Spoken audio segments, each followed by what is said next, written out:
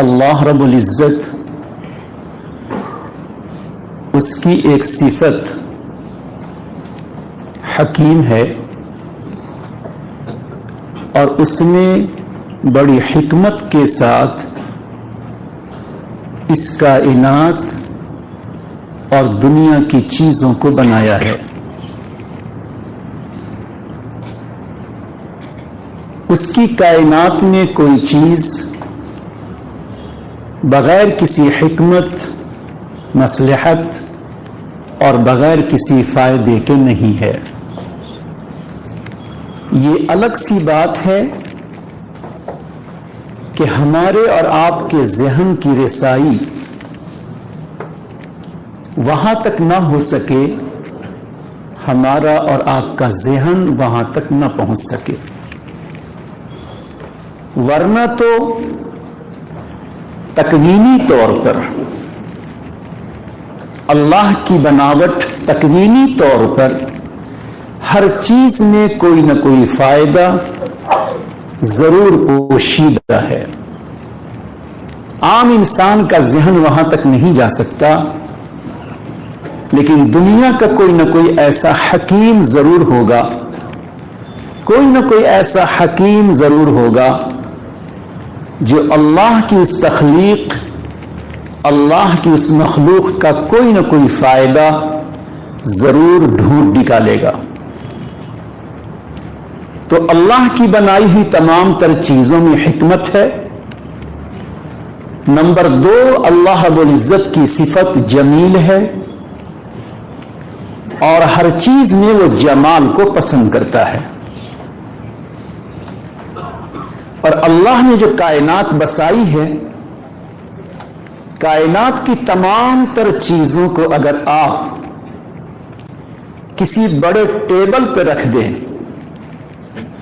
اور ذرہ سے ذرہ سے لے کر پہاڑ کی جو بناوٹ ہے، آسمان کی جو سجاوٹ ہے، پرندوں میں جو گلکاری ہے، پانی کے جو بلبلے ہیں، ان تمام چیزوں پہ اگر آپ نگاہ ڈالیں گے تو مجموعہ جو سب کا ٹوٹل آپ کے سامنے آئے گا، یقیناً آپ کو اس میں اللہ کا حسن و جمال ہی نظر آئے گا. ایک طرف اگر شیر کی بھیانک صورت آپ کو نظر آئے گی تو وہیں ہرن کی خوبصورت شکل و شباہت بھی نظر آئے گی. ایک طرف آپ کو بچھو اور سانپ نظر آئے گا تو وہیں خوبصورت خوبصورت چہچہاتے پرندے بھی نظر آئیں گے. ہماری نگاہ چہچہاتے پرندوں کی طرف، خوبصورت ہرن کی طرف، یہ ہو سکتا ہے کہ سانپ اور بچھو اور درندے اور شیر کی شکل و شباہت میں کیا حکمت ہے وہ ہمیں اور آپ کو پتہ نہ چلے. لیکن یہاں پہ یاد رکھیے کہ بعض جانور جو بھیانک ہوتے ہیں، ہمارے آپ کا ذہن یہ کہہ سکتا ہے کہ اس میں کیا حکمت ہے. اللہ رب العزت کی حکمت دیکھیے کہ پروردگار کی 2 شان ہے، اللہ کی 2 صفت ہے. ایک کو صفت جمال کہتے ہیں اور ایک کو صفت جلال کہتے ہیں. کسی چیز کے بیلنس کو برابر رکھنے کے لیے، اس کو حد اعتدال میں باقی رکھنے کے لیے، جہاں کسی آنر اور کسی مالک میں جمال کا ہونا ضروری ہے، وہیں کبھی کبھی جلال کا ہونا بھی ضروری ہے. یہ جلال کا ہونا اس کے سخت دل ہونے کی پہچان نہیں ہے، بلکہ جو پورا عملہ، پورا اسٹاف ہے، اس پورے اسٹاف کو ایک بیلنس کے ساتھ رکھنے کے لیے جہاں آنر اور مالک میں جمال، نرمی ہونا ضروری ہے، وہیں کبھی کبھی اس کی آنکھوں کی سرخی کا ہونا بھی ضروری ہے، کبھی اس کے چہرے کے رنگ کا بدلنا بھی ضروری ہے، تاکہ بیلنس برابر رہے. کہیں ایسا نہ ہو کہ نرمی، شفقت، لطف و مہربانی، عفو درگزر، تحمل و برداشت کی صفت کا غلبہ رہے تو انسان ان بیلنس ہو جائے اور ان چیزوں کو بھی کرنے لگے جو اسے نگاہوں سے گرا دے. اور اگر صرف اور صرف سخت نگاہیں ہوں، سرخ سرخ آنکھیں ہوں، آواز کڑک ہو، سختی ہو تو انسان بکھر جائے گا. تو ضروری ہوا کہ صفت جمال بھی ہو اور صفت جلال بھی ہو. اللہ رب العزت نے اس کائنات اور دنیا میں جو مخلوقات اللہ نے بنائی ہے، ان مخلوقات میں اللہ نے کہیں تو اپنے صفت جمال کو ظاہر کیا ہے، یعنی اللہ کی صفت جمال کا جلوہ آپ کو نظر آئے گا، اور کہیں کہیں اللہ نے اپنی صفت جلال کا جلوہ دکھلایا ہے.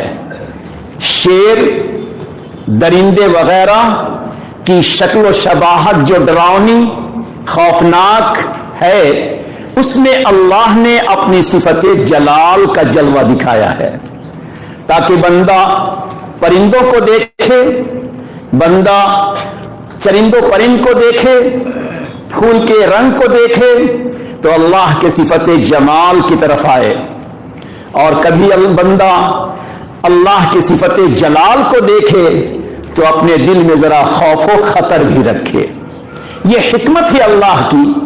تو اللہ تعالیٰ نے جو کائنات بنائی ہے جس میں صفت جلال بھی ہے اور صفت جمال بھی ہے، پھر اس کائنات کو بنانے کے بعد اللہ نے ہمیں اور آپ کو یعنی انسانوں کو خاص طور پر اللہ نے اپنی کائنات کو دیکھنے اور اپنی کائنات پہ ریسرچ کرنے اور اپنی کائنات پر غور و فکر کرنے اور اپنی بصیرت، اپنے سینس کو استعمال کرنے کا حکم دیا ہے.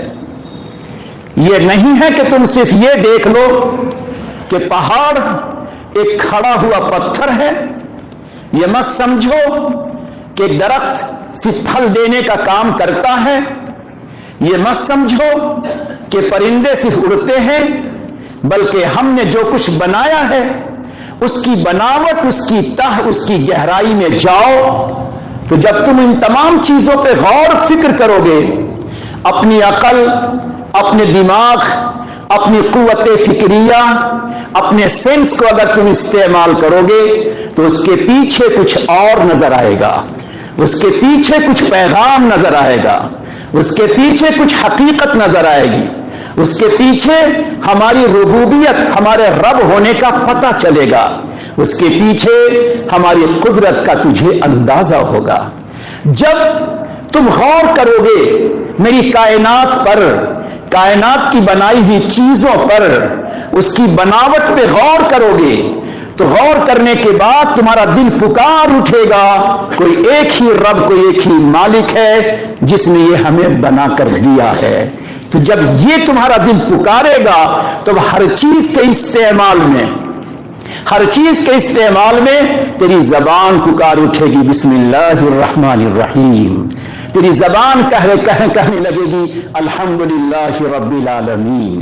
تو گویا کائنات کی چیزوں پر غور و فکر کرنے سے اور اللہ کی بناوٹ کو فکر سے سوچنے سے تمہارے اندر اللہ کی عظمت، اللہ کی قدرت، اللہ کی معرفت کا تجھے احساس بڑھے گا اور پھر تمہارے ایمان و یقین میں اضافہ ہوگا. مثال کے طور پہ اے میرے بندو، اللہ نے قرآن کریم میں پانی کا جگہ جگہ تذکرہ کیا ہے، اور دنیا کی بہت ساری چیزوں کا دار و مدار، دنیا کی بہت ساری چیزوں کا ڈیپینڈ دار و مدار اللہ نے پانی پر رکھا ہے. ذرا آپ کا یہ شہر سمندر کے بالکل قریب ہے، ذرا سمندر کی بناوٹ پر اللہ کی قدرت کو دیکھیں کہ اللہ تعالیٰ نے سمندر کو کس انداز میں بنایا کہ سمندر حقیقت میں صرف پانی مچھلیوں کے لیے نہیں ہے، سمندر حقیقت میں کشتی اور اسٹیمر چلنے کے لیے نہیں ہے، بلکہ سمندر کا پانی کا قطرہ قطرہ انسانوں کے لیے ہے۔ پھر اس کے بعد اللہ کی مصلحت کو دیکھیں کہ اللہ نے انسانوں کے خاطر پانی کا ایک بہت بڑا اسٹوریج بنا دیا، اور اسٹوریج بنا کر اس کو سمندر کا نام دیا۔ اس میں اللہ تعالیٰ نے تمام انسانوں کے لیے، جتنے انسان قیامت تک آتے رہیں گے، ان تمام کی ضرورتوں کے لیے اللہ نے پانی کو اسٹور کر دیا۔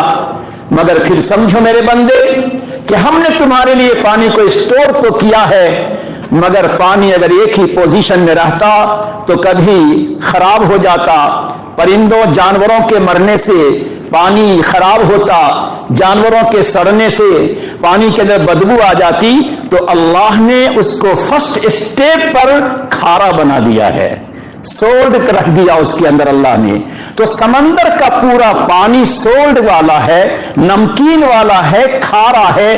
یہ اللہ کی حکمت کو دیکھیں کہ اگر اس پانی کو ہمارے آپ کے لیے اسٹور تو کیا، پھر اللہ یہ کہہ دیتا کہ بندے پانی تمہارے لیے ہے، اسٹور ہم نے کر دیا، اب حفاظت تیرے ذمہ ہے، تو ہم اس کی حفاظت نہیں کر پاتے۔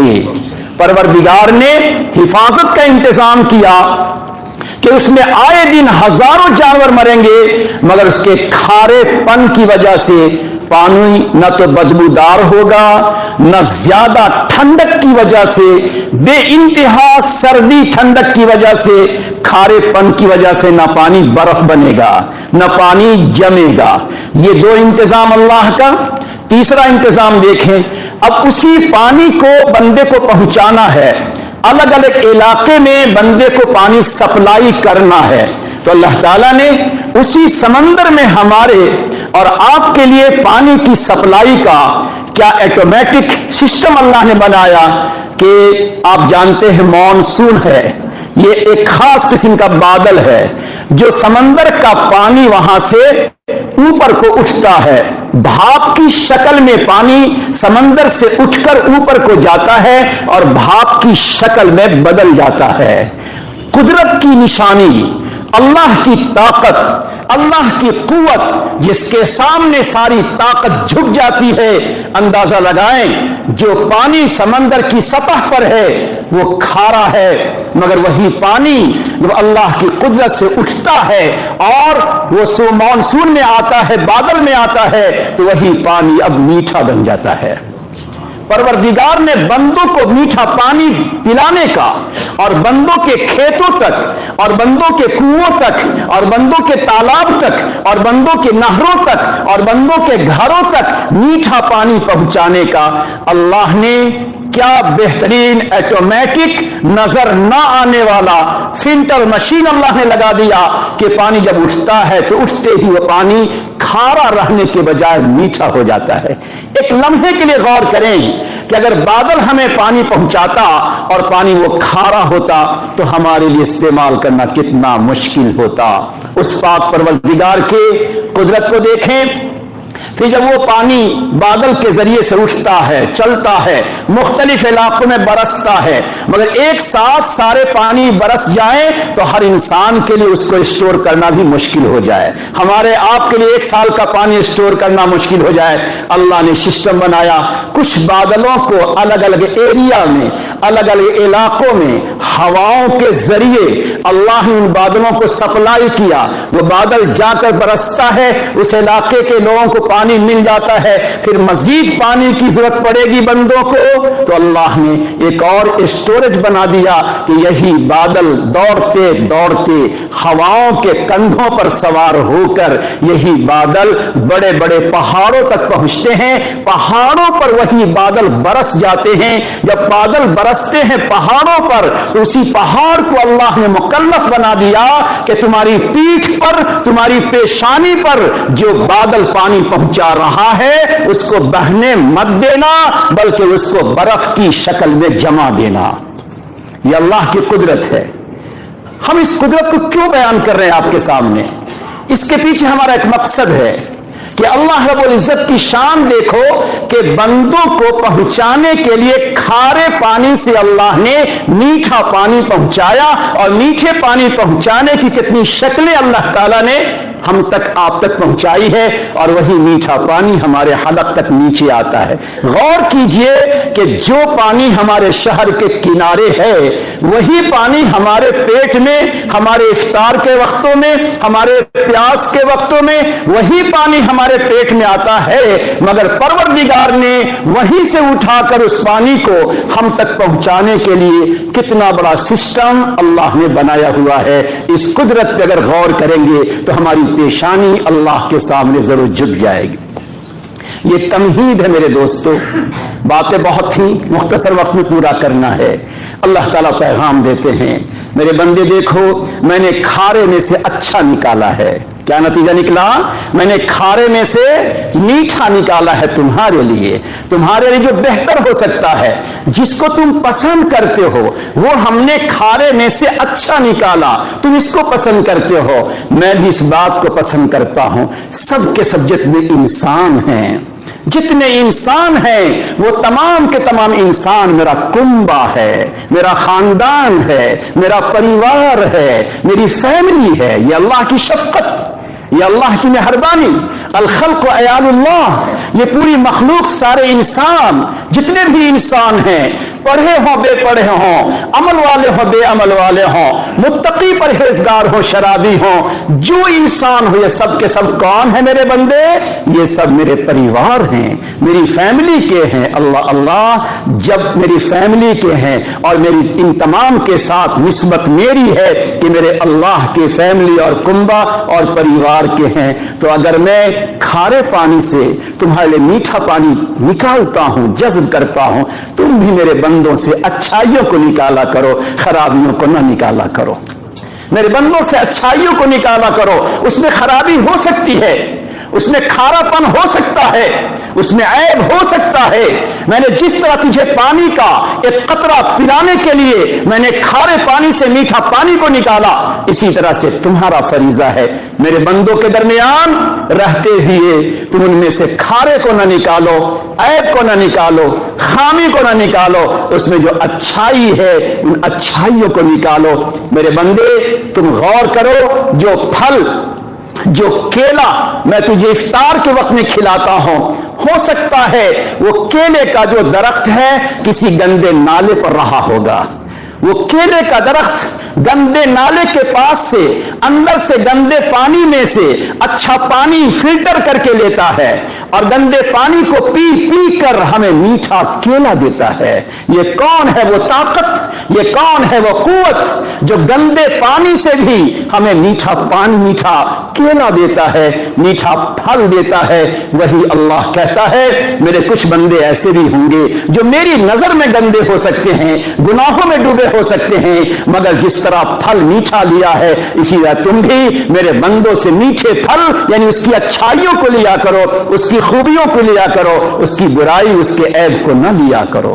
اللہ اللہ۔ حضرت ابن عباس رضی اللہ تعالیٰ عنہ، بڑے درد دل سے سننے کی بات ہے، حضرت ابن عباس رضی اللہ تعالیٰ عنہ خانہ کعبہ کی دیوار سے ٹیک لگائے ہیں۔ سنیے آج ہمارے معاشرے میں کیا ہو رہا ہے، ہم کیا کر رہے ہیں۔ خانہ کعبہ کی دیوار سے ٹیک لگائے ہیں۔ خانہ کعبہ کی دیوار کی عظمت ہر مسلمان کے دل میں ہے، لیکن انسان پوری زندگی نماز نہ پڑھتا ہو، اگر اسے کہا جائے کہ خانہ کعبہ کی دیوار کو کوئی ڈھا رہا ہے تو پوری زندگی دین سے دور رہنے والا اس کا بھی دل تڑپ جائے گا، کیونکہ ہر ایمان والے کے دل میں کعبے کے ذرے ذرے سے اللہ نے محبت رکھی ہے۔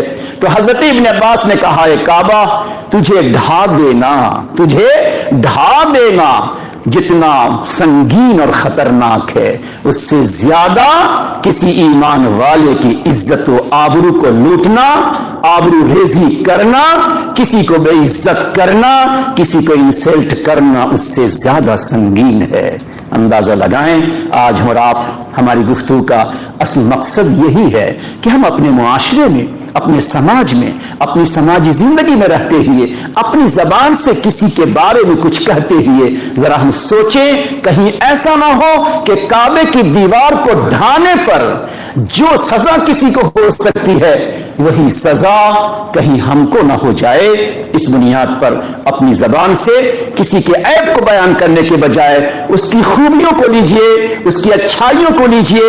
وہ اللہ کا بندہ ہے، اس میں کھارا پن ہوگا، غلطیاں ہوں گی، کوتاہیاں ہوں گی، ہم مکلف ہیں اچھائیوں کو لینے کے۔ معراج کے موقع پر نبی علیہ الصلوۃ والسلام نے کچھ لوگوں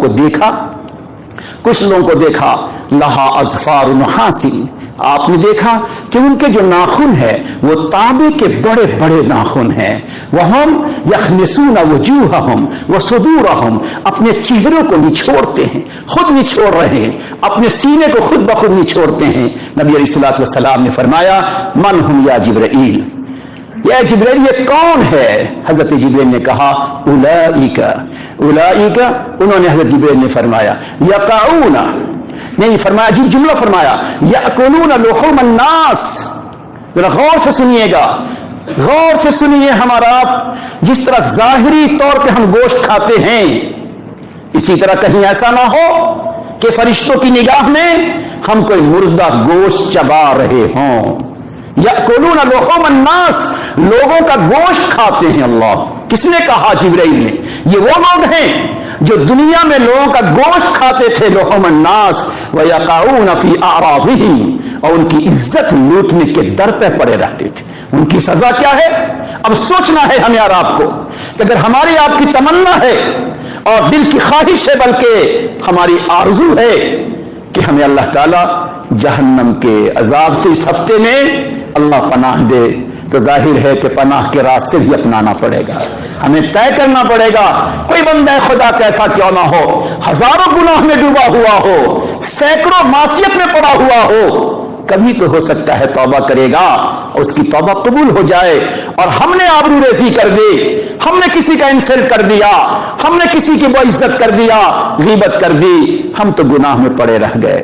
اس بنیاد پر ہمیں آپ کو چاہیے، ابن مسعود رضی اللہ تعالیٰ عنہ کا قول بڑا خطرناک ہے۔ وہ فرماتے ہیں میں کسی کتے کو دیکھ کر مسکراؤں، میں کسی کتے کو دیکھ کر مسکراؤں تو مجھے ڈر لگتا ہے کہ مرنے سے پہلے اللہ کہیں مجھے کتا نہ بنا دے۔ اللہ اکبر، بڑی خطرناک سی بات ہے۔ اور اس موقع پر علماء کرام ہیں، شاہ اللہ محدث دہلوی رحمۃ اللہ علیہ لکھا ہے کہ ہر گناہ کی کوئی نہ کوئی الگ شکل و صورت ہے۔ ہر گناہ جو ہم کرتے ہیں، اس گناہ کی اللہ نے کوئی نہ کوئی شکل بنائی، صورت بنائی ہے، جو مرنے کے بعد وہ گناہ کی شکل ہمارے سامنے آ جائے گی۔ جیسے فضائل اعمال میں ہم سنتے ہیں ایک انسان نے اگر زکوٰۃ نہیں دی، زہریلے سانپ کی شکل میں بنے گا، اس کی گردن میں لپٹے گا، اس کے دونوں گلپھڑے کو پھاڑے گا اور کہے گا میں تیرا مال۔ پتا چلا کہ جو گناہ ہے اس دنیا میں، یاد رکھیے گا، جو گناہ ہیں اس گناہ کی ایک بھیانک شکل و صورت ہے۔ مرنے کے بعد ہمارے وہ گناہ ہمارے سامنے بھیانک شکل و صورت میں آ جائیں گے۔ تو کون؟ کہے گا میں کوئی اور مخلوق نہیں، میں تیرے گناہ والا عمل ہوں۔ سوچے ذرا، اس دنیا میں اگر ہم کسی اور کے بارے میں کچھ کہیں، ایسی بات کہیں جو عیب کی ہو، استہزاء کی ہو، آبرو ریزی کی ہو، اس سے اپنے آپ کو ہمیں بچانا چاہیے۔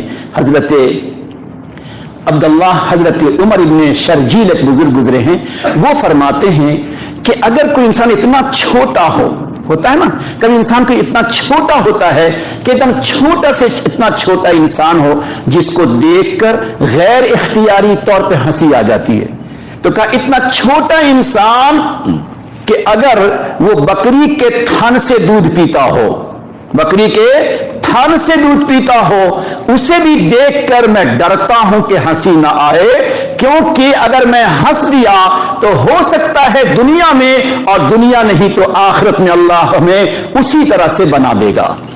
اس لیے ہمیں کسی اور کے عیب پر نظر کرنے کے بجائے کسی کی انسلٹ اور تحریر سے بچنا چاہیے۔ اللہ ہمیں بچنے کی توفیق عطا فرمائے۔ آج کی گفتگو میں اپنے آپ سے، میں تمام عوام و خواص سے عرض کرنا چاہتا ہوں کہ کم سے کم ہماری مجلسیں، ہماری گفتگو، ہماری ملاقاتیں ایک دوسرے کو دیکھنا اس طور پہ ہو، اگر عیب نظر آتا ہے اس کو چھوڑ دیجئے، خوبی نظر آتی ہے اس کو لے لیجئے، ورنہ تو ہم کہیں ایسا نہ ہو کہ اسی مبتلا ہو جائیں گے۔ بس ایک بات تاریخ کے حوالے سے بڑی دردناک ہے، مختصر انداز میں آپ کو سناؤں گا کہ جب انسان کسی کو ذلیل کرتا ہے، حقیر سمجھتا ہے، گھٹیا سمجھتا ہے، تو اللہ تعالیٰ دلوں کو پلٹ دیتے ہیں، دل کو پلٹتے ہیں، یاد رکھیے گا، دلوں کو پلٹ دیتے ہیں، دلوں میں قساوت آ جاتی ہے، دل اجڑ جاتا ہے، دلوں کو پلٹتے ہیں اور دلوں کو پلٹتے ہیں، دو لفظ ہے، دل کو بھی اللہ پلٹ دیتے ہیں اور دل یعنی اس کے زمانے کو اللہ تعالیٰ پلٹ دیتے ہیں۔ خلفائے بنو امیہ جن کو اللہ تعالیٰ نے تقریباً 90 سال کی حکومت عطا کی، 90 سال کی زندگی میں انہوں نے بہت کچھ کیا اور خاندان بنو عباسیہ پر بہت ظلم و زیادتی کی، ظلم و زیادتی کی انتہا کر دی۔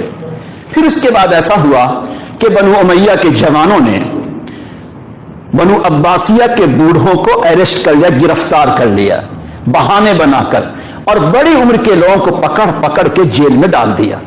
خاندان بنو عباسیہ اس کی حکومت نہیں تھی، تو ان لوگوں نے طے کیا کہ کیا کیا جائے۔ تو یہ طے ہوا کہ ہمارے خاندان کی جو عورتیں ہیں وہ عورتیں بنو امیہ کی عورتوں کے پاس جائیں اور جا کر ان سے دہائی کریں، ان سے دہائی دیں، ان سے منت سماجت کرے کہ ہمارے بوڑھوں کو تم نے گرفتار کیا ہے، آتے مہینے میں رمضان آ رہا ہے، کیسا ان کا رمضان گزرے گا، ہمارے بوڑھے ہیں ان کو چھوڑ دو۔ تو یہاں سے کچھ عورتیں بنو امیہ کے گھر پر گئیں اور وہاں جا کر ان کے سامنے جیسے اندر داخل ہوئی اور بیچاری نے بڑی ہی لجاجت کے ساتھ ان سے گزارش کی کہ ایک نوجوان لڑکی کھڑی ہوئی، اس نے دھکے دے کر سب کو بھگا دیا اور کہا شرم نہیں آئی تجھے، غیرت نہیں آئی، کس منہ سے آئی ہو؟ ایک دم اس کے ساتھ بے عزتی کا معاملہ کر کے سب کو بیچاریوں کو دھکے دے دے کر باہر کر دیا۔ روتے ہوئے وہ عورتیں واپس آ گئی۔ کس انسان کا دل ہماری باتوں سے رو جائے، یاد رکھیے گا، کس غریب کا دل ہماری باتوں سے دکھ جائے، اس کا زہر ہماری زندگی میں کبھی نہ کبھی لگ جائے۔ بات ہوئی اللہ کو، یہ بڑا پن اللہ کو، یہ دل کی خرابی پسند نہیں آئی اور چند سالوں میں حکومت کا نقشہ بدل گیا، حکومت ٹوٹ گئی، آپس کے اختلاف انتشار کی بنیاد پر حکومت ٹوٹ گئی اور اللہ تعالیٰ نے پھر اسی خاندان بنو عباسیہ کو اللہ تعالیٰ نے حکومت دے دیا، اور وہی لوگ جو غلام کی طرح تھے، وہی لوگ جو مظلوم تھے، آج حکومت ان کے ہاتھوں میں آ گئی۔ مہدی بادشاہ تھے، ان کی بیوی تھی خیرزان، وہ اپنے شاہی محل میں بیٹھی ہوئی تھی، ان کی خادمہ باہر سے آئی اور آنے کے بعد اس نے کہا، یاد رکھیے گا دن کیسے بدلتا ہے، زوال کیسے آتا ہے۔ خیرزان اپنے روم میں ہے اور اس کی خادمہ باہر سے اندر کو آئی اور اس نے کہا کہ خیرزان ایک فقیرن آئی ہے، اس کو دیکھ کے میرا دل تڑپ گیا ہے۔ کہ کیا ہوا؟ کہا اس کے بال جو ہیں جٹے جٹے ہو گئے ہیں، بالوں میں بہت زیادہ گندگی ہے، میل کچیل ہے، چہرہ بالکل سوکھا ہوا ہے، کپڑے پر پابند لگے ہوئے ہیں اور بدن سے بدبو آ رہی ہے، ایک دم ایسی ہے کہ شاہی محل میں آنے کے قابل نہیں ہے۔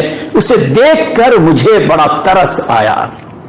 تو خیرزان سمجھدار تھی، وہ بھی گئی تھی وہاں بنو امیہ کے یہاں، تو خیرزان نے کہا بلاؤ اسے، بلا لو اسے۔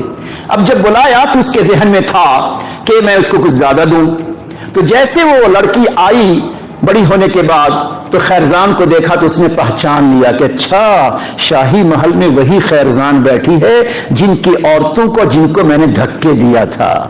تو اس نے کہا تجھے کیا چاہیے؟ یہ پہچان نہیں رہی تھی خیرزان، تجھے کیا چاہیے؟ تو اس نے کہا مجھے کیا چاہیے وہ میں بعد میں کہوں گی، میں پوچھنا چاہتی ہوں کہ آپ نے مجھے پہچانا؟ تو خیرزان نے کہا نہیں، روتے ہی کہا میں وہی ہوں جس نے آپ کو ذلیل کر کے اپنے شاہی دربار سے نکالا تھا۔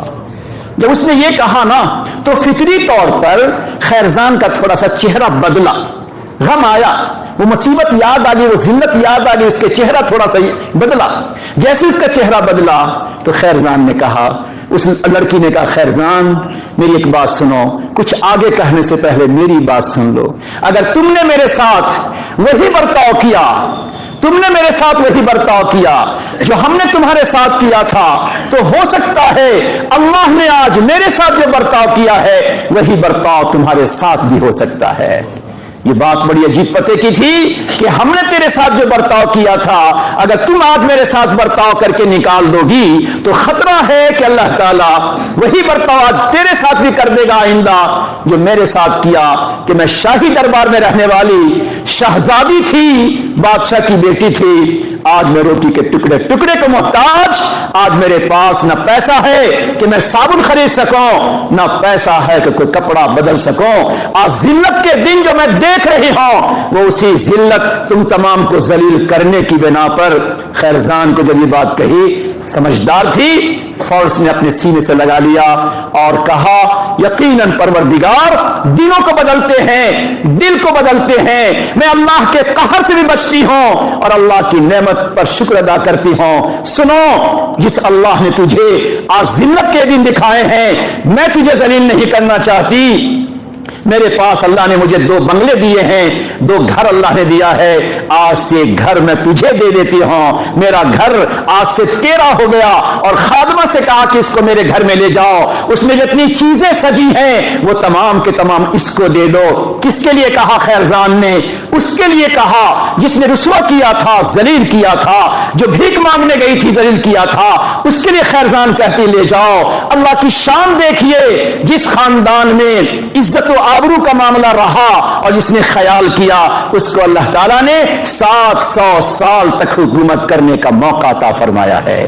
ہم آپ چاہتے ہیں کہ اللہ کی نعمتیں باقی رہیں دنیا میں بھی اور آخرت میں بھی، اور اللہ تعالیٰ ہمارے ساتھ جو برتاؤ ہم کسی انسان کے ساتھ کرتے ہیں، اگر ہم نے کسی کے ساتھ آبرو ریزی کا معاملہ کیا، ذلت کا معاملہ کیا، رسوائی کا معاملہ کیا، عیب جوئی کا معاملہ کیا، اس کے عیب کو کھولنے کی ہم نے کوشش کی، تو کہیں ایسا نہ ہو کل قیامت کے میدان میں اللہ کہے گا تم نے میرے بندوں کے عیب کو کھولے، رسوا ذلیل کیا، آج تجھے بھی اس کے بدلے میں ہم رسوا کر دیں گے۔ تو اللہ وہاں ہمارا کیا انجام ہوگا۔ لہذا آج کس اعتکاف کے موقع پر ہمیں یہ طے کرنا ہے کہ انشاءاللہ ہم جس حال میں رہیں اللہ کے بندوں کو، اللہ کے بندوں کے عیب کو اپنی زبان سے انشاءاللہ بیان نہ کریں گے۔ اللہ ہمیں آپ کو ان باتوں پر عمل کرنے کی توفیق عطا فرمائے۔ آنکھوں کو بند کر لیجئے، سر کو جھکا لیجئے، کوشش کیجئے کہ اپنی زندگی پہ ایک نگاہ ڈالیے، اپنی زندگی پہ ایک نگاہ ڈالیں۔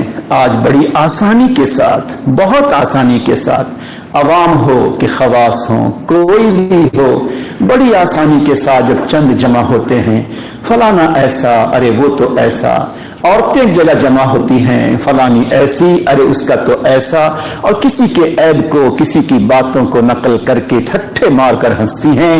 اللہ اللہ، آج یہاں تم ہنستی ہو، کہیں ایسا نہ ہو کل وہی تمہارے اوپر ہنسنے والی بن جائے۔ آج تم کسی کو گھٹیا سمجھتی ہو، کہیں ایسا نہ ہو گھٹیا ہونے کا دن اللہ تجھے دکھلا دے۔ اس لیے ہرگز کسی کے عیب کو بیان کر کے ٹھٹھا کرنا، ہنسی مذاق کرنا، کسی کے ہاں کوئی مصیبت آ جائے، پریشانی آ جائے، کسی کے اوپر کوئی دباؤ آ جائے، کوئی قانون کے شکنجے میں آ جائے، اس کو ذکر کر کے ذرا ہنس دینا یا اپنے گھر میں مصیبت کو دعوت دینا ہے۔ یاد رکھیے گا، مصیبت کو دعوت دینا ہے، ذلت کو دعوت دینا ہے، رحمت الہی کو دور کرنا ہے، لعنت و پھٹکار کو دعوت دینا ہے، کسی کے عیب کو بیان کر کے۔ اللہ تعالی ہمیں آپ کو ان باتوں سے بچنے کی توفیق عطا فرمائے۔ اپنی نگاہ اپنے گناہوں پر نظر رکھیے۔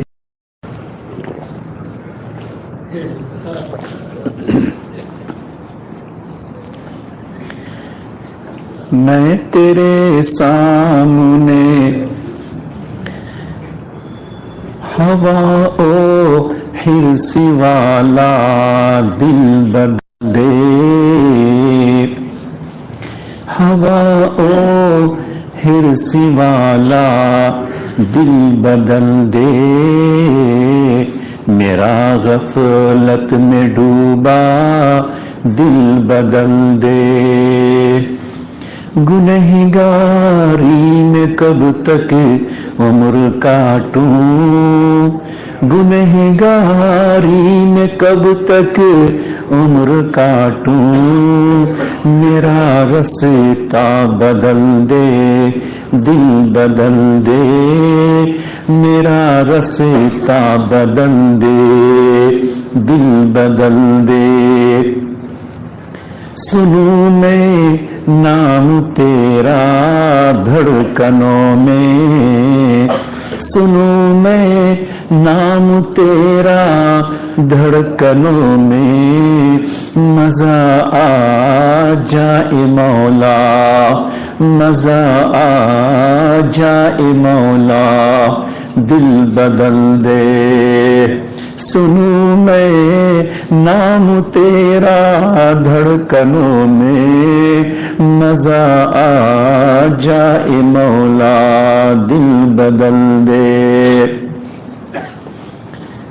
پڑا ہوں تیرے در پر دل شکستہ, اے اللہ گناہوں سے ہمارا دل ٹوٹ چکا ہے, چکنا چور ہو چکا ہے اللہ, اتنا ریزہ ریزہ ہو چکا, اب اسے بنانے کا کوئی راستہ نہیں رہا. مولا جب کوئی چیز بننے کے قابل نہیں ہوتی تو کمپنی کو واپس کی جاتی ہے, کمپنی کا مالک بنا دیتا ہے.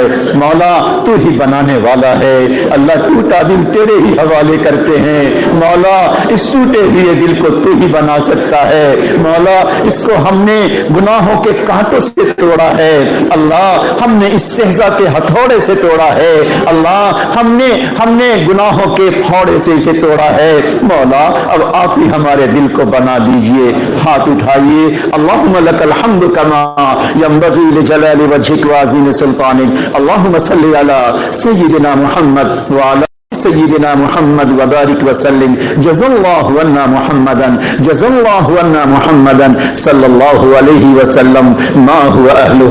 ربنا ظلمنا انفسنا, ربنا ظلمنا انفسنا وان لم تغفر لنا وترحمنا لنکونن من الخاسرین. مولا ہم بڑے گناہگار, بڑے خطا کار ہیں, بڑے سیاہ کار ہیں اللہ, ہم لوگوں کے سامنے بڑے پارسا ہیں, روزے دار ہیں, نمازی ہیں اللہ, 40 سجدے کرنے والے ہیں مولا, قرآن ہاتھوں میں قرآن لے کر تیرے گھر میں پڑھنے والے ہیں, سر جھکا کر تیرے سامنے ذکر کرنے والے ہیں, مگر میرے مولا فرشتہ کہتا ہوگا اے مراقبہ کرنے والوں, آنکھ بند کر کے اللہ کے نور لینے والوں ذرا دلوں کو جھانک لو, تیرا دل کتنی گندگیوں سے لبریز ہے, تیرا دل کیسا گندا ہے اللہ, تیرا دل تو گندا ہے, ہزاروں عیب ہے اور دوسرے کے چند عیب کو دیکھتے ہو, 2-4 عیب تجھے نظر آ گیا, 2-4 عیب نظر آ گیا تو اسے مزے لے لے کر بیان کرتے ہو. بتاؤ اگر تمہارے دل کے عیب کو ہم پیشانی پر لکھ دیں تجھے کتنا مزہ آئے گا. اللہ معاف کر دیجئے میرے مولا, بچا دیجئے میرے مولا, بچا دیجئے اللہ. ہم نے زندگی ضائع کر دی اللہ, زندگی ضائع کر دیا, عمل کو ضائع کر دیا اے اللہ, عبادتوں کو ضائع کر دیا, جو بھی کچھ نیکیاں تھی ضائع کر دیا. مولا کل قیامت کے میدان میں اگر ہمیں ایسا دفتر دیا گیا جو دفتر اندر سے بالکل خالی خالی ہو, بالکل خالی خالی ہو, تو اللہ ہم تو وہاں کہیں گے میرے مولا یہ تو ہمارا دفتر نہیں ہے, ہمارا اعتکاف کہاں گیا, ہمارا ذکر کہاں گیا اللہ, ہماری خدمتیں کہاں گئی اللہ, ہمارے افطار کھلانے کہاں گئے. مولا تو کہے گا سب کچھ تیرا صحیح ہے مگر بتا میرے فلاں بندے کا عیب تجھے بڑا اچھا لگتا تھا, میرے بندے کا عیب بولتے بڑا مزہ آتا تھا, تجھے افطاری میں اتنا مزہ نہیں آیا جتنا میرے بندے کے عیب کو کہنے میں مزہ آیا, استہزاء کرنے میں تجھے ہنسی آ گئی. اللہ معاف کر دینا مولا, آج تجھ سے یہی دربار میں طاقت ہے میرے مولا, تیرے سامنے ہاتھ اٹھا دیا مولا, طاقتوں میں ہاتھ اٹھایا ہے مولا کریم. آج ہمیں زبان کی حفاظت عطا فرما دے, آنکھوں کی حفاظت عطا فرما دے, دل کی حفاظت عطا فرما دے اللہ, آبرو ریزی سے حفاظت فرما دے, عیب جوئی سے حفاظت فرما دے, توہین و تحقیر سے حفاظت فرما دے, تیرے بندے کی عیب جوئی سے حفاظت فرما. مولا ہمیں اپنے آپ پہ نگاہ رکھنے, اپنے عیب کو دیکھنے کی ہمیں قوت عطا فرما کر ندامت عطا فرما, شرمندگی عطا فرما. پروردگار ظاہر کے گناہوں سے, باطن کے گناہوں سے ہماری حفاظت فرما دے. ہمارے گھروں میں رحمت عطا فرما, برکت عطا فرما. جتنے لوگ گزر چکے اللہ ان کی مغفرت فرما. اللہ اسی مسجد کے پڑوس میں بڑا قبرستان جس میں ہمارے پورے سماج کے لوگ مدفون ہیں, ہزاروں سینکڑوں جوانوں نے اپنے ماں باپ کو دفن کیا ہوا ہے, بھائی بہن کو دفن کیا ہوا ہے, اہل شہر نے دفن کیا ہے. مولا کریم, اور آج جو ہاتھ اٹھائے ہیں اللہ کبھی نہ کبھی انہیں بھی دفن تو ہونا ہے, ہمیں بھی تو ہونا ہے. مولا کریم, اسی مسجد کے پڑوس میں اگر ہم سے قبر میں کہا گیا ارے زبان کی خرابی لے کر آئے ہو, آنکھ کی گندگی لے کر آئے ہو, آبرو ریزی لے کر آئے ہو, اب بتاؤ میں کیا کروں. اللہ فرشتہ عذاب دینے پر آئے گا. مولا تمام قبر والوں کو معاف فرما, قبرستان کے تمام مرحومین کی مغفرت فرما, درجات کو بلند فرما. ہم میں جتنے یہاں پر ہیں اللہ اکثر نے اپنے گھر سے کسی نہ کسی کو کفن ضرور پہنایا ہوگا, کسی نے بوڑھی ماں کو کفن دے کر اپنے کندھے پر اٹھایا ہوگا, کسی نے اپنے بوڑھے باپ کو کندھے پر اٹھایا ہوگا, قبر کے حوالے کر دیا, تیری رحمت کے حوالے کر دیا. اللہ اب ان کی مغفرت فرما, ان کے درجات کو بلند فرما, ان کے سیئات کو حسنات سے مبدل فرما. اللہ تو بڑا کریم ہے, مولا کریم ہے. تو جب پانی کی اچھائی کو لیتا ہے اور سمندر کے کھارے پن کو چھوڑ دیتا ہے, گندے پانی کے گندگی کو چھوڑ دیتا ہے اور پھل کو میٹھا بنا دیتا ہے, تو کیسا قادر مطلق ہے میرے مولا. تو ہمارے ماں باپ, ہمارے اقربا کے گناہوں کو چھوڑ دیجئے اور ان کے نیکیوں کو قبول فرما کر ان کے درجات کو بلند فرما دیجئے. مولا کریم جو کاروبار میں پریشان ہیں ان کے کاروبار کی پریشانی کو دور فرما. بہت سے آپ کے بندے رمضان کے مبارک مہینوں میں جیل کے سلاخوں کے پیچھے پڑے ہوئے ہیں. مولا جب وہ سنتے ہیں بہت سی مسجدوں میں دعائیں ہو رہی ہے, بہت سے شہروں میں دعائیں ہو رہی ہے, وہ گنتے ہیں اب ایک ہفتہ عید کو باقی رہ گیا, وہ سوچتے ہیں میرے گھر کے چھوٹے چھوٹے بچے عید کیسے منائیں گے, میری بیوی عید کیسے منائے گی. مولا ان کی آنکھوں کے آنسو کو دیکھ کر کرم کر دیجئے, رحم کر دیجئے, تمام مظلوموں کو رہا فرما دیجئے. اور اے پروردگار, انبیاء کی سرزمین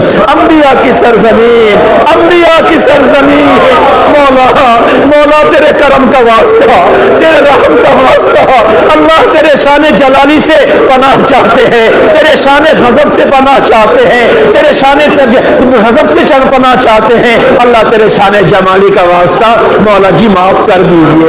میرے نبی کا وہ سجدہ جو اس زمین پر سارے نبیوں کے ساتھ ہوا تھا, اللہ وہ سجدہ کائنات کا سب سے قیمتی سجدہ تھا. اللہ اسی سجدے کا واسطہ مولا کریم معاف فرما دیجئے, بچا دیجئے میرے مولا, محفوظ فرما دیجئے میرے مولا. مائیں اپنے بچوں کو اپنے سینے سے لگا کے سو رہی ہیں اور کلمہ پڑھ کر سوتی ہیں.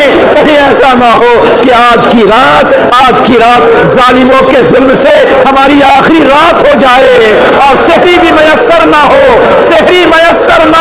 اس سے پہلے ہمارے آخرت کا روزہ شروع ہو جائے. مولا ایسی ماہوں نے اپنے بچوں کو سینے سے لگا کر اے اللہ کس طرح کلمہ پڑھتے ہوں گے. مولا اب تو کرم کر دیجئے. مولا ہم مانتے ہیں, ہم یقین کرتے ہیں ہمارے گناہ بہت زیادہ اے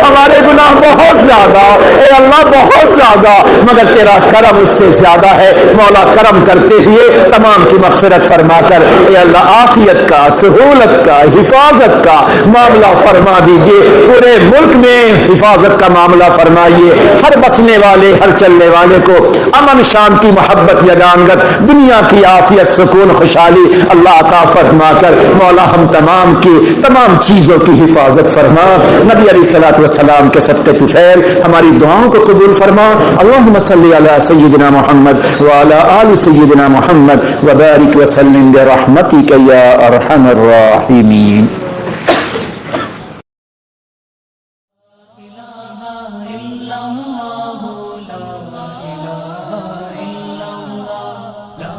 ilaha illallah